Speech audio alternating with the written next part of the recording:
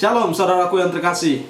Bersyukur kesempatan yang indah yang masih Tuhan berikan kepada kita untuk kita terus boleh mempelajari kebenaran firman Tuhan, supaya kita hidup menyukakan hati Tuhan dan supaya kita dipimpin oleh kebenaran firman-Nya, sehingga setiap hari kita selalu mempunyai energi untuk melangkah, untuk melakukan kebenaran dan hidup berkenan di hadapan Tuhan. Kali ini kita akan belajar suatu kebenaran yang sangat indah tentang Allah turut bekerja di dalam segala sesuatu. Kita perhatikan bagian firman Tuhan dari Roma pasal 8 ayat 28. Di sana dikatakan, kita tahu sekarang bahwa Allah turut bekerja dalam segala sesuatu untuk mendatangkan kebaikan bagi mereka yang mengasihi Dia, yaitu bagi mereka yang terpanggil sesuai dengan rencana Allah.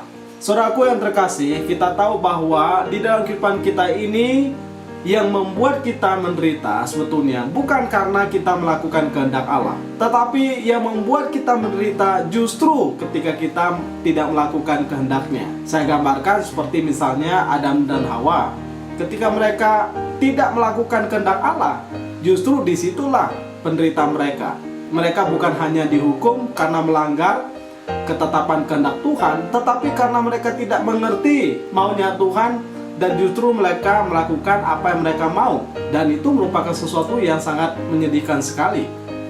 Sebetulnya ketika mereka melakukan kehendak Tuhan, mereka melakukan dan taat terhadap segala perintahnya, mereka sangat berbahagia.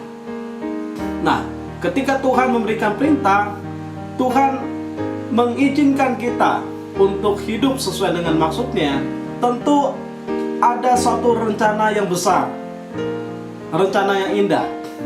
Kadang-kadang kita selalu berpikir secara negatif tentang maksud Tuhan bagi kehidupan kita, sehingga kita tidak bisa memahami bahwa Allah mempunyai rencana yang besar, rencana yang indah untuk mendatangkan kebaikan bagi kehidupan kita.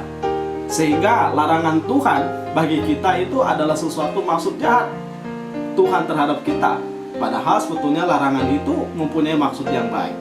Nah, demikian juga dalam ayat ini kita memahami bahwa kita tahu sekarang Allah turut bekerja dalam segala sesuatu untuk mendatangkan kebaikan bagi mereka yang mengasihi Dia. Nah, dalam segala sesuatu kita memahami bahwa Allah mempunyai tujuan yang baik dalam segala sesuatu, sehingga apa saja yang Tuhan ciptakan semuanya itu baik dan sungguh amat baik. Sehingga apapun, maupun dalam situasi bagi kita tidak menguntungkan, dalam situasi bagi kita yang tidak menyenangkan, bahkan dalam situasi yang bahaya bagi kehidupan kita, tetapi ketika kita bicara tentang itu maksud Allah, maka itulah yang mendatangkan kebaikan.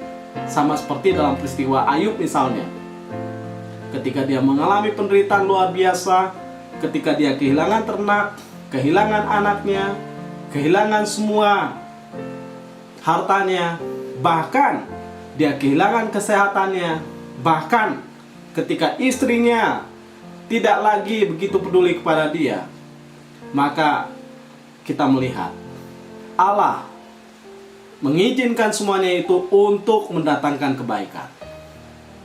Hanya orang Kristen yang bisa memahami kebenaran ini.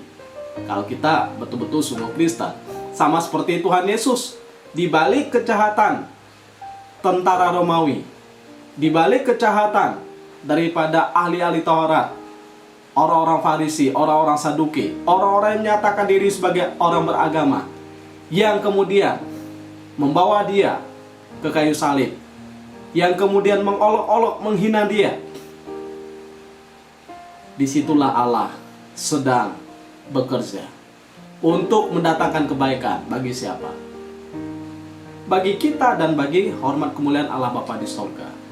Maka ketika kita dalam bahaya, ketika kita menghadapi badai hidup, ketika kita menghadapi pergumulan yang sangat berat, mengalami situasi keuangan, bisnis, bahkan pekerjaan yang sangat kacau, ketika kita sedang mengalami sakit, Ketika kita sedang mengalami masalah, pergumulan demi pergumulan dalam kehidupan kita, entah itu pergumulan rumah tangga, entah itu pergumulan pekerjaan, entah itu pergumulan pelayanan, pergumulan apapun di dalam bidang apapun, bahkan ketika hidup kita seakan-akan begitu kacau, begitu hancur, jalan seakan begitu buntu, kita merasa sepertinya tidak ada jalan keluar dan tidak ada harapan. Apakah Allah tidak turut bekerja? Alkitab berkata, kita akan tahu bahwa Allah turut bekerja untuk mendatangkan kebaikan bagi kehidupan kita yang mengasihi Dia. Kalau kita perhatikan peristiwa daripada kehidupan Yusuf, sepertinya kehidupan dia tidak menguntungkan.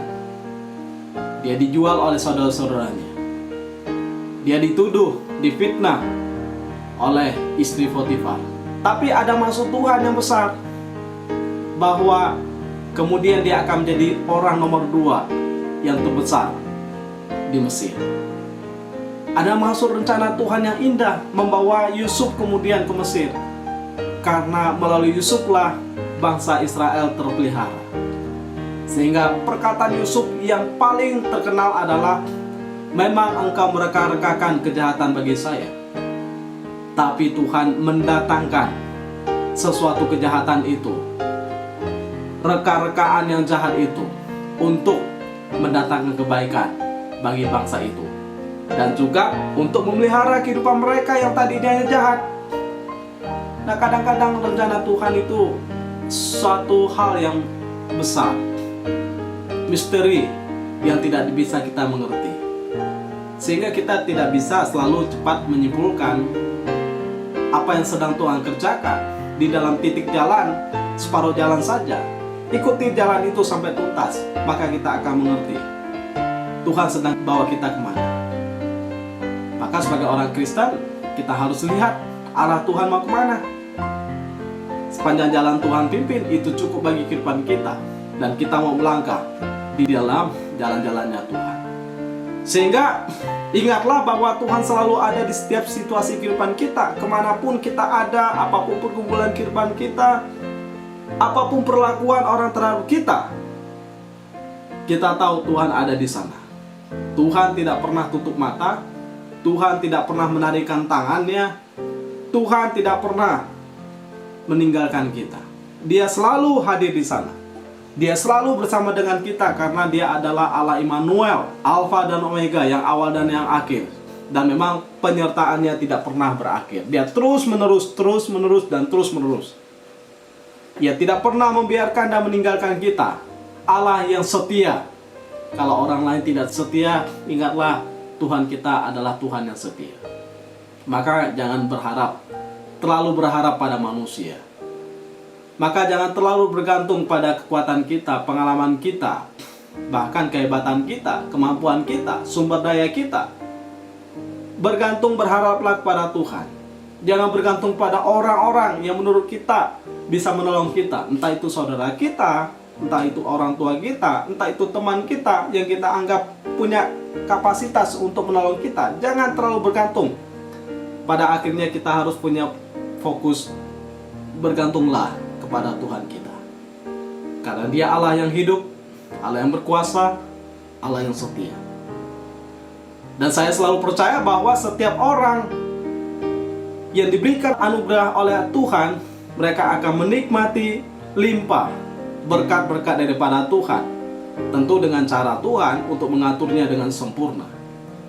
Di padang gurun sekalipun Tuhan bisa menyediakan mana, Tuhan bisa menyediakan air, Tuhan bisa menyediakan burung puyuh, Tuhan bisa menyediakan keamanan, Tuhan bisa menyediakan segala kecukupan di padang gurun sekalipun. Dengan kata lain bahwa Allah tidak pernah membiarkan. Dan Alkitab juga berkata, pada siang hari umat Israel dituntunnya dengan tiang awan, pada malam hari dengan tiang api. Tuhan berjalan di depan dan di belakang mereka. Tuhan tidak pernah beranjak, Tuhan tidak pernah pergi. Tuhan adalah Allah yang setia. Meskipun kadang-kadang kita merasa kok Tuhan jauh, padahal justru ketika kita berkata Tuhan jauh, sebetulnya Tuhan sangat dekat. hanya kita saja yang tidak merasakan kedekatan Tuhan terhadap kehidupan kita. Dan itu merupakan sesuatu yang indah. Maka kita tidak perlu khawatir tentang apapun juga, tentang hari ini, tentang hari esok, tentang masa depan. Serahkan semua dalam tangan Tuhan, jalan terus dengan Tuhan. Kalau Tuhan pimpin kita di hari kemarin sehingga kita tiba di hari ini, meyakini bahwa kalau Tuhan izinkan kita di hari esok, Tuhan pun akan pimpin kita di hari esok. Kalau Tuhan izinkan kita di tahun depan, Tuhan akan pimpin kita di tahun yang depan. Artinya bahwa segala sesuatu ada dalam kontrol Tuhan, genggaman tangan Tuhan, ada dalam belas kasihan Tuhan. Jadi Tuhan tidak pernah melepaskan tangannya. Tuhan tidak pernah keluar atau beranjak daripada kehidupan kita. Jadi segala sesuatu di bawah kontrol Tuhan. Tuhan tidak pernah pergi, Tuhan tidak pernah beranjak. Jadi bila Tuhan betul-betul sebetulnya melepaskan tangannya, ya maka kita akan segera seperti debu yang tidak ada dayanya. Kalau betul Tuhan melepaskan tangannya. Tapi tidak. Tuhan memberikan kita nafas hidup. Tuhan masih memberikan kita kemampuan untuk berbicara. Tuhan masih memberikan kemampuan pada kita untuk mendengar. Tuhan masih memberi kemampuan pada kita untuk menikmati makan minum dan rasa. Wah, rasa itu mahal sekali. Pada situasi COVID, ada orang yang panik sekali karena tidak bisa merasakan rasa yang tadinya mungkin manis atau asam atau asin. Penciuman itu juga penting sekali, sehingga orang bisa mencium aroma yang sedap, yang tidak sedap. Itu anugerah Tuhan semua, yang nggak pernah kita pesan, yang tidak pernah kita hitung, tapi itu gratis yang Tuhan berikan kepada kita. Jadi Tuhan tidak pernah melepaskan berkat yang ada di meja makan kita, berapapun atau dalam bentuk apapun itu semua anugerah Tuhan yang sempurna. Artinya, apapun keadaan kita, kita jangan marah, kita jangan kecewa, kita jangan menjadi orang yang tidak lagi percaya kepada Tuhan. Ingat, Tuhan selalu bersama dengan kita. Ia tidak pernah meninggalkan kita. Tetapi Alkitab berkata, Ia turut bekerja di dalam segala sesuatu untuk mendatangkan kebaikan. Jadi kita nggak ngerti kenapa Tuhan izinkan kita di hari ini dalam kondisi yang saat ini. Kita nggak ngerti, tapi kita yang tidak ngerti harus bersandar pada Tuhan. Jangan menggunakan pemikiran sendiri. Karena kita tahu bahwa satu-satunya pribadi yang betul-betul pernah ditinggalkan oleh Allah Bapa di sorga adalah Tuhan Yesus Kristus. Kapan? Ketika Tuhan Yesus berkata, Allahku, Allahku, mengapa engkau meninggalkan aku? Kita tahu kenapa Tuhan Yesus ditinggalkan oleh Allah Bapa di sorga. Kenapa Allah Bapa di sorga memalingkan wajahnya daripada Tuhan Yesus. Kenapa? Karena Tuhan Yesus sedang menanggung kutuk hukuman dosa kita. Dan di sanalah kita melihat kasih Allah yang begitu besar sempurna bagi kehidupan kita. Jadi tidak ada alasan kita berkata bahwa Tuhan sudah meninggalkan kita.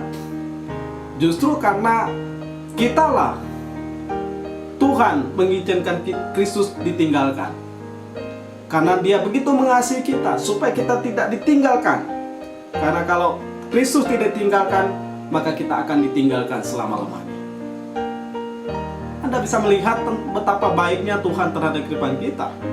Nah, di sini mengapa Allah meninggalkan Kristus? Sekali lagi, ya kalau Allah tidak meninggalkan Kristus, maka kita pasti binasa. Dan Tuhan tidak mau kita binasa, karena begitu besar kasih Allah akan dunia ini, sehingga Dia mengaruniakan anaknya tunggal, supaya setiap orang yang percaya kepadanya tidak binasa, melainkan beroleh hidup yang kekal.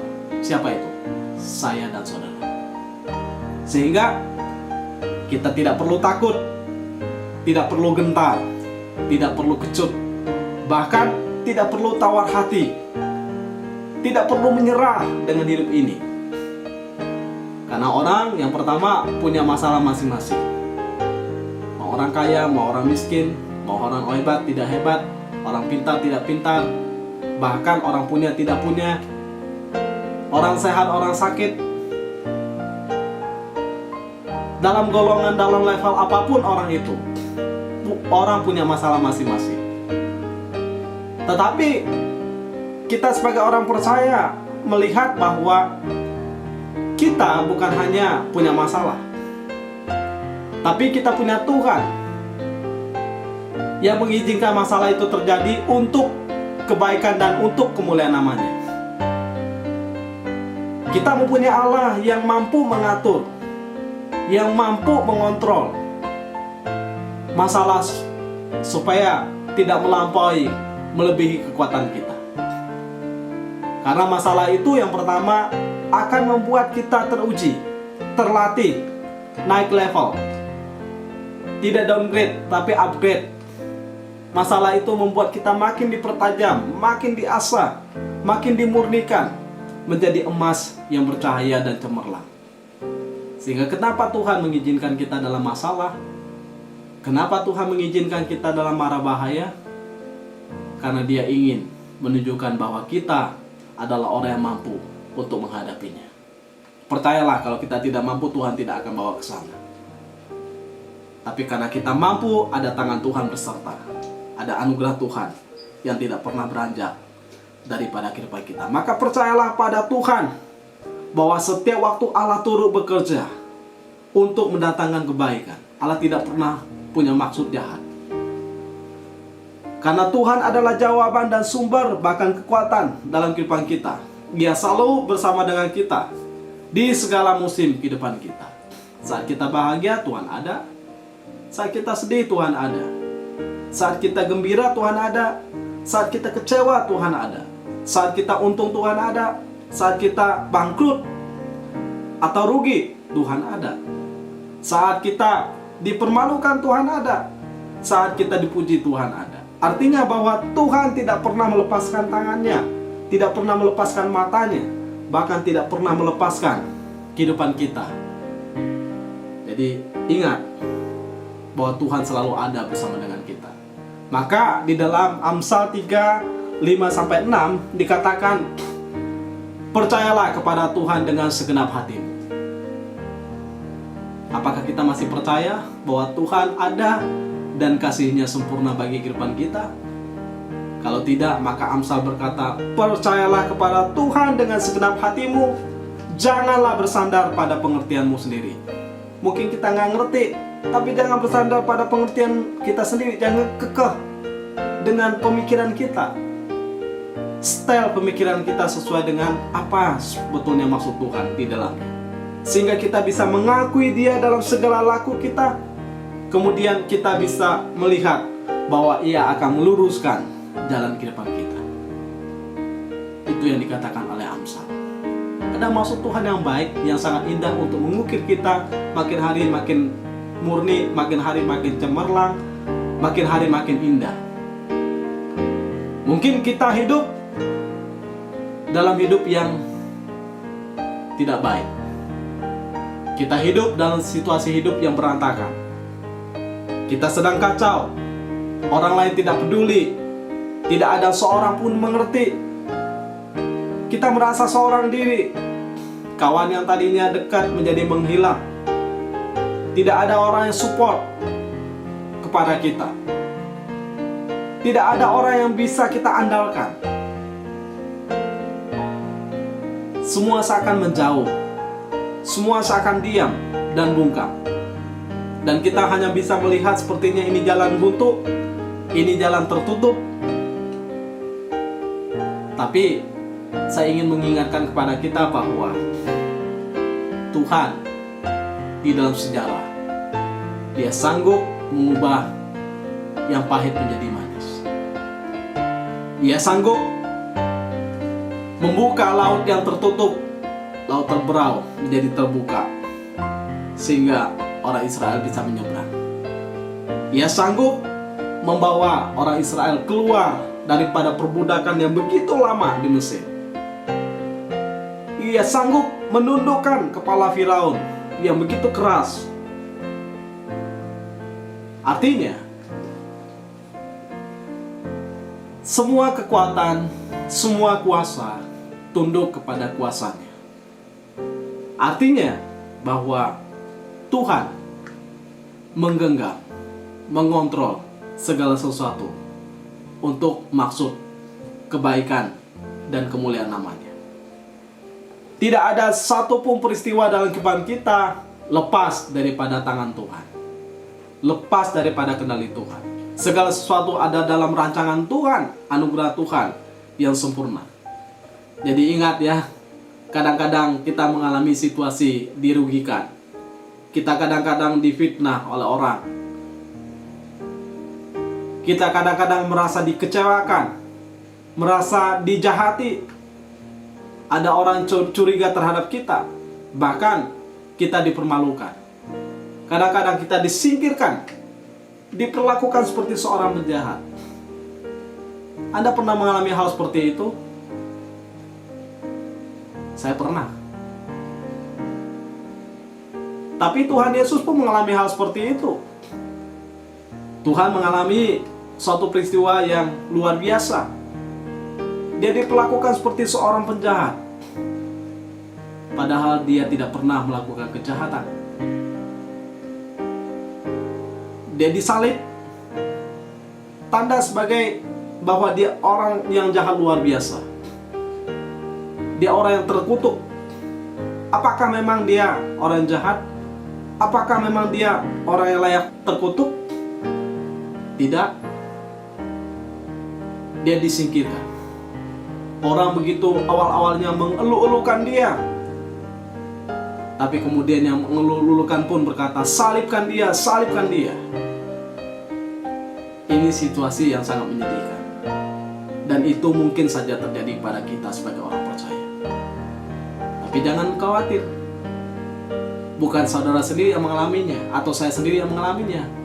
Tuhan pun mengalaminya. Nabi-nabi pun mengalaminya. Rasul-rasul pun mengalaminya.